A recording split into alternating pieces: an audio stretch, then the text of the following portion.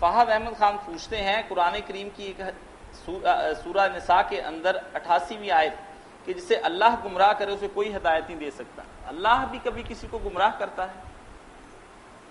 آپ ایک بات سمجھ لیں، یہ بہت کام کی ہے، کیونکہ یہ قرآن میں ایک جگہ نہیں بار بار آئے گا نا کہ اللہ جس کو دیتا ہے ہدایت دیتا ہے، جس کو چاہتا ہے یضلل، تو پھر بہت لوگ بھٹک جاتے ہیں کہ یار شیطان نے پھر کیا کرنا تھا، اللہ آپ یہ دھندا کرتا تھا۔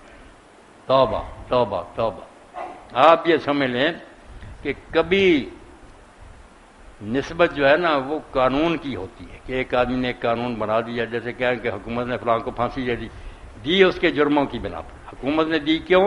حکومت کے قانون کے مطابق وہ اس کے لائق تھا۔ اس لیے جہاں جہاں یہ عبارت ہے نا اللہ، وہاں لکھا کرے کہ اللہ نے جو ہدایت اور گمراہی کے لیے قانون مقرر کیا کہ جو ہدایت چاہتا ہوگا یہدی الیہ من اناب، اس کو سیدھا راستہ اللہ دکھائے گا جس میں ہدایت کی طلب ہوگی۔ قانون بیان ہو گیا۔ وما یضل بالفاسق، گمراہ ہونے کے لیے انہیں اللہ چھوڑے گا جو بدکار بننا چاہتے ہیں۔ نولی ما تولى، جب وہ برا بننا چاہتا ہے اللہ کیوں راستہ روکے؟ تو یہاں اللہ کے ترجمے سے لوگوں کو غلط فہمی ہو جاتی ہے کہ ہے اللہ نے جو قانون مقرر کیا، اللہ کے قانون کے مطابق وہ گمراہ ہو جاتا، پھر اس کو کون ہدایت دے سکے؟ اور گمراہ وہی ہے کہ جو گمراہی کی طرف جانا چاہتا ہے، اللہ اس کا راستہ چھوڑ دیتا۔ اس لیے اضلال یہاں گمراہ کرنے کی بجائے کہا کریں کہ اللہ جس کا راستہ چھوڑ دیتا کہ دفع ہو جا۔ کئی معنی ہے نا، ایک ہی گمراہی کا کرتے جانا خرابی خرابی۔